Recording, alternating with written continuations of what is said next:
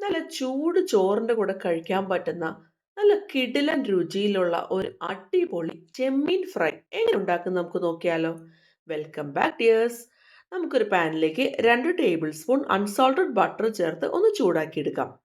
അതൊന്ന് ഉരുകി വരുന്ന സമയത്ത് നമുക്ക് അതിലേക്ക് 2 ടേബിൾ സ്പൂൺ പൊടിയായിട്ട് അരിഞ്ഞ വെളുത്തുള്ളി ചേർത്ത് കൊടുക്കാം. എന്നിട്ട് നമുക്ക് ചെറുതീയിൽ വെച്ചിട്ട് ഒന്ന് മൂപ്പിച്ചെടുക്കാം. ഈ വെളുത്തുള്ളി ഒന്നും ഒരുപാട് മൂത്ത് കരിഞ്ഞു പോകേണ്ട ആവശ്യമില്ല കേട്ടോ, അക്കാര്യം പ്രത്യേകം ശ്രദ്ധിക്കണം. ഇനി നമുക്ക് അതിലേക്ക് ഒരു സവാള പൊടിയായിട്ട് അരിഞ്ഞത് ചേർത്ത് കൊടുക്കാം. അത്യാവശ്യം വലുപ്പത്തിലുള്ള സവാള ഞാനിപ്പോൾ എടുത്തിരിക്കുന്നത്.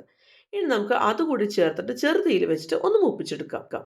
സവാള ഒന്ന് സോഫ്റ്റ് ആയിട്ട് വന്നു കഴിഞ്ഞാൽ അതിലേക്ക് നമുക്ക് 1 ടീസ്പൂൺ ചില്ലി ഫ്ലേക്സ് ചേർത്ത് കൊടുക്കാം. അത്യാവശ്യം നല്ല എരിവുള്ള ചില്ലി ഫ്ലേക്സ് ആണ് ഞാനിപ്പോൾ എടുത്തിരിക്കുന്നത്. അത് കാരണമാണ് 1 ടീസ്പൂൺ മാത്രം ചേർത്തിരിക്കുന്നത്. അതുകൂടി ചേർത്ത് ഒന്ന് മൂത്ത് വന്നു കഴിഞ്ഞാൽ നമുക്ക് ഇതിലേക്ക് 1/2 കിലോ പ്രോൺസ് ചേർത്ത് കൊടുക്കാം. നന്നായി കഴുകി വൃത്തിയാക്കി ഡീവെയിൻ ചെയ്തെടുത്തിട്ടുള്ള പ്രോൺസ് ആണ് ഞാനിപ്പോൾ ചേർത്തിരിക്കുന്നത്. ഇതിലേക്ക് ആവശ്യത്തിനുള്ള ഉപ്പ് ചേർത്ത് കൊടുക്കാം. എന്നിട്ട് നന്നായിട്ടൊന്ന് മിക്സ് ചെയ്തെടുക്കാം. ഈ മസാലയൊക്കെ പ്രോൺസിലൊക്കെ നന്നായിട്ടൊന്ന് പിടിച്ച് കിട്ടുന്നവരെ നമുക്കൊന്ന് മിക്സ് ചെയ്തെടുക്കാം. ഇപ്പം നമ്മൾ ചെറുതീയിൽ വെച്ചാണ് ഇതൊന്ന് മിക്സ് ചെയ്തെടുത്തിരിക്കുന്നത്. ഇനി നമുക്കൊന്ന് മൂടി വെക്കാം. എന്നിട്ട് ഹൈ ഫ്ലെയിമിൽ വെച്ച് നമുക്ക് 2 മിനിറ്റ് ഒന്ന് വേവിച്ചെടുക്കാം. അപ്പോഴേക്കും പ്രോൺസൊക്കെ ഒന്ന് വെന്ത് തുടങ്ങിയിട്ടുണ്ടാവും. അതുപോലെ പ്രോൺസിൽ നിന്ന് വെള്ളമൊക്കെ ഊറി വരും കേട്ടോ. നമ്മളതിലേക്ക് എക്സ്ട്രാ വെള്ളമൊന്നും ചേർത്ത് കൊടുക്കേണ്ട ആവശ്യമില്ല. ഇനി നമുക്കൊന്ന് മിക്സ് ചെയ്യാം. ഇനി നമുക്ക് ഹൈ ഫ്ലെയിമിൽ വെച്ചിട്ട് ഇതൊന്ന് തുറന്ന് വെച്ച് ഒന്ന് വേവിച്ചെടുക്കാം.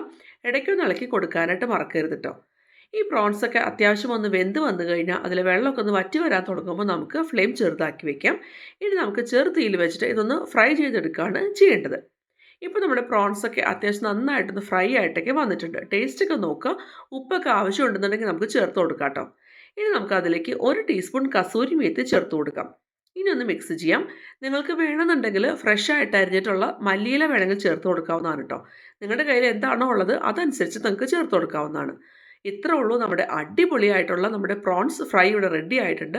നല്ല ചൂടോട് കൂടി തന്നെ നല്ല ചൂട് ചോറിൻ്റെയോ അല്ലെങ്കിൽ റൊട്ടി, പൊറോട്ട, അപ്പം, ചപ്പാത്തി ഇതിൻ്റെ എല്ലാത്തിൻ്റെയും കൂടെ കഴിക്കാൻ പറ്റുന്ന ഒരു അടിപൊളി ഡിഷാണ്. അപ്പോൾ എല്ലാവരും ട്രൈ ചെയ്ത് നോക്കണം കേട്ടോ. എന്നിട്ട് ഫീഡ്ബാക്ക് എന്നെ അറിയിക്കണേ.